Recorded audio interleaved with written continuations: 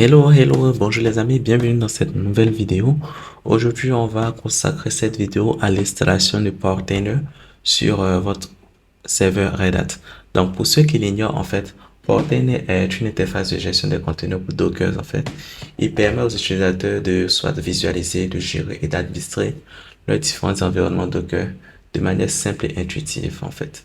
Donc, au cours de cette vidéo, nous allons apprendre de 1 à installer Portainer et en même temps profiter bon disons de installer Docker et après quoi installer Portainer. Déjà pour ce qui est de Portainer, là nous allons venir sur la documentation. Je mettrai évidemment le lien dans la description et là vous avez le site de Portainer, vous pouvez le parcourir pour voir un peu les différentes fonctionnalités. Et là c'est la documentation, donc là on nous montre plus ou moins comment le déployer et l'installer sur un environnement Linux avec Docker. Et bon, là, déploiement, on voit qu'on a besoin de Docker, comme je l'avais précédemment dit. Du coup, la première chose à faire sur notre système, Red Hat, donc là, je peux juste afficher le hostname.ctl, voilà. Ici, on voit qu'on est sur un Red Hat 9.4. Donc là, on va aller sur le Red Hat 9.4 qui se trouve ici, Docker du moins. Et on a toute une documentation sur comment installer Docker sur Red Hat. Red Hat, voilà. Donc là, en prérequis, on nous demande déjà ça et d'installer les différentes, les anciennes versions. Donc je prends ça et je colle directement. Ici, je valide. Je sais qu'il n'y a rien d'installé déjà sur cet environnement. Donc ça prendra pas de temps, comme je l'avais dit. Voilà. Et concernant l'installation, il y a plusieurs méthodes. On peut soit passer par RPM repository. Voilà, ici, on vous donne tout. Soit passer ici, on installe directement le repo, du moins. Je copie les deux liens. Je colle déjà là. Ok, voilà. On ajoute le repo, si vous voulez, de Docker. Et après quoi, on pourra facilement faire un yum. Voilà. Ok. Ok, cannot find. Ok. Là, on voit qu'on a une erreur. Red Hat. Il n'y a pas de souci. Ce qu'on va faire, en fait, cette erreur, je crois qu'elle est liée soit à la date du système. Voilà. Donc, on va plus ou moins modifier la date. Ok. Aujourd'hui est le... Aujourd'hui est le... On est en 2024 déjà. Deuxième mois. Et aujourd'hui est le 29, je crois. C'est ça. Et je vais prendre l'heure comme 03 de point 47. On va juste fixer une date. Voilà. Si j'ai update à nouveau. Ok. Je relance ma commande. Attends, je recolle ma commande du moins. On va recoller. Ok. Et on vérifie si on aura la même erreur. Ok, super. Donc tout passe correctement. On voit que tout a été installé. Les repos ont été mis à jour. Super. Du coup, là, je peux directement venir faire un yum install juste en bas ici. Et installer. Dans le cas contraire, si vous voulez pas faire un yum install, vous pouvez juste descendre tout juste là. Vous pouvez installer le package aller directement sur le repos. En gros, ici, vous trouverez les différents paquets pour permettre l'installation de Docker. Donc là, vous pouvez les télécharger directement sur votre serveur et l'installer. Mais moi, je vais faire plus simple. Je vais juste faire le yum ici. Donc, je copie cette commande et je la colle directement ici. Je valide. Techniquement, ça devrait passer parce que nous avons ajouté le repo directement à Red Hat. Donc, il va faire une vérification. Tac, tac, tac. Ok, donc là, si je monte, on va là trouver container ici, Docker, Docker CLI, Composer, ainsi de suite. Donc là, je mets juste un yes et je valide. Et on patiente quelques instants, ça va pas prendre assez de temps, pour pouvoir installer tout cela.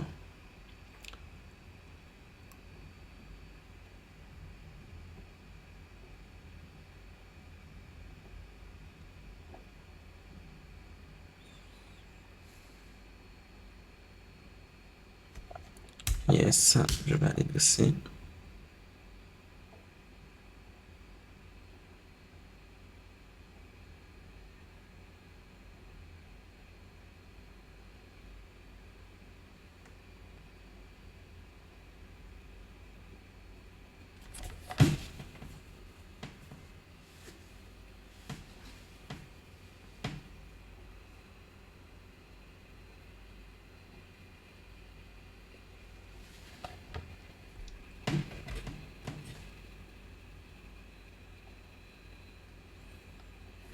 Ok, super. Je pense que l'installation s'est bien déroulée et nous allons continuer à dérouler tout cela.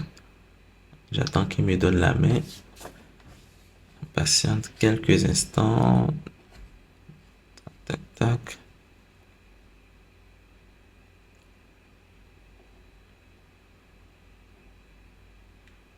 Patiente.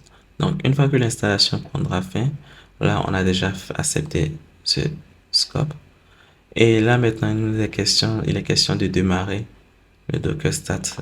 Bien évidemment, nous allons faire d'abord un enable avant de faire un start. Ok.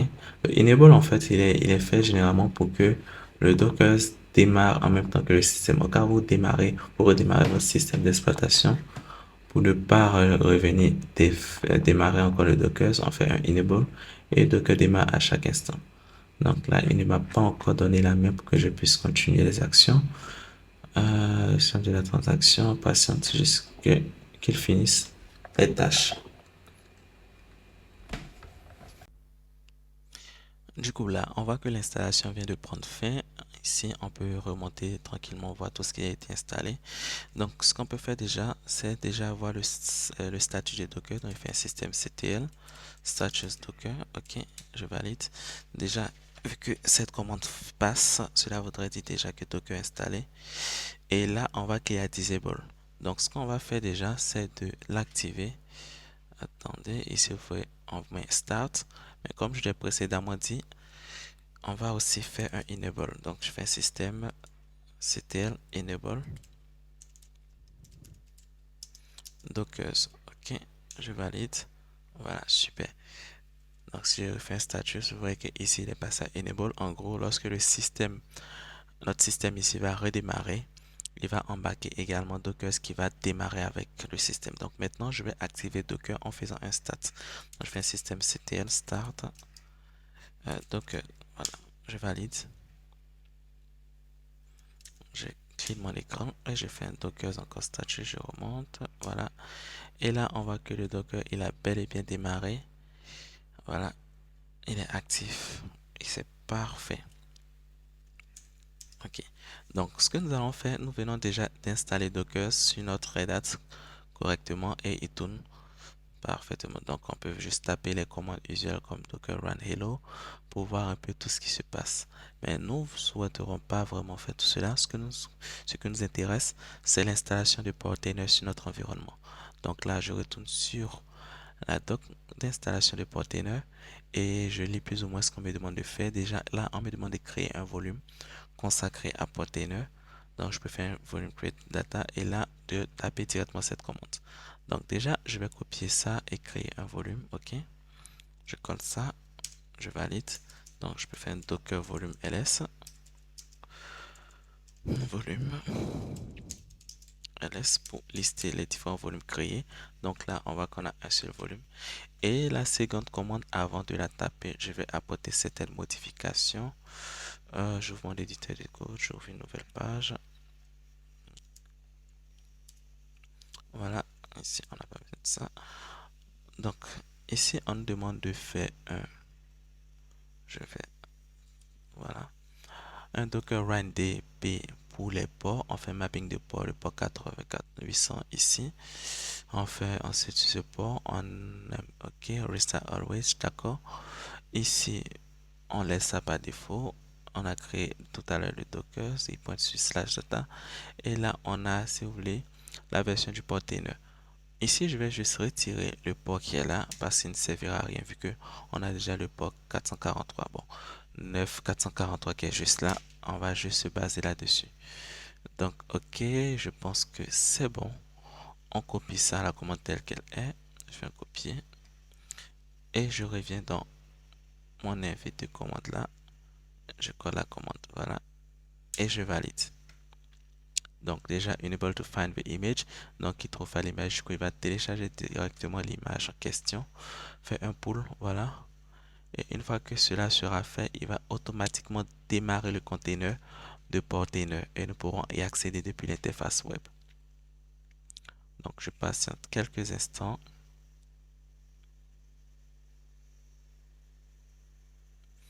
Ok, super. Donc là, je pense que c'est bon.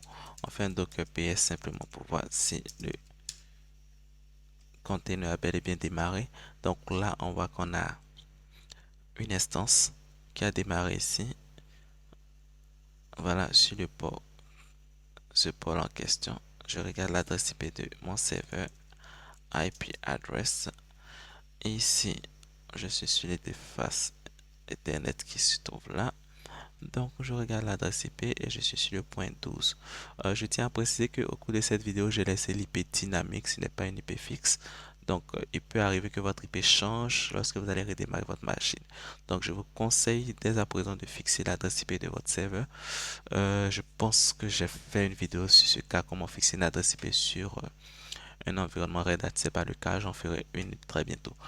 Donc ici, je prends l'adresse IP, je copie simplement. Je viens de mon navigateur là, je passe l'adresse IP, deux points, suivi du numéro de port qui est le 9443 et je valide. Donc là, on me dit que c'est pas un port pour le HTTP mais pour le HTTPS. Donc je change de protocole juste en face, je mets HTTPS, deux points, ici et je valide. Évidemment, ma connexion n'est pas sécurisée vu que je n'ai pas installé le certificat. Je vais continuer vers. Et là, je tombe directement sur l'interface de configuration d'initialisation de portainer. Donc là, on me demande un username. Je change ça. Je mets Evrachi. Mot de passe qui me, je sais pas moi. On va mettre portainer. Pour ne pas me tromper. Attends, je vais taper juste en bas ici. Portainer 1, 2, 3, 4. Ok. Je pense que ça fera 12 caractères. Je copie ça. Et je le colle juste ici. Et je fais pareil là. Et je fais create user. Et voilà, on tombe sur le panneau d'administration des portainers.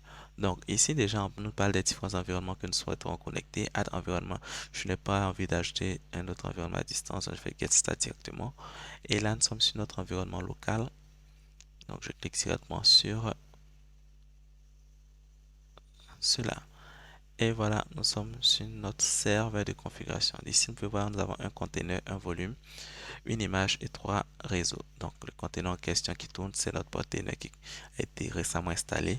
On voit qu'il tourne également sur un container. Et voici le port en question. Ça, c'est l'adresse IP dédiée au container. OK. Ici, en termes d'image, on a une seule image, qui est l'image du container que nous avons téléchargé. Voilà.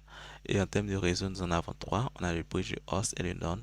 Donc, actuellement, nous nous trouvons dans le bridge. Donc, l'adresse IP que nous avons concernant le container. Et pour le volume, un seul volume, celui du container. Voilà. Et on peut voir le mode path qui a été défini ici. OK. OK.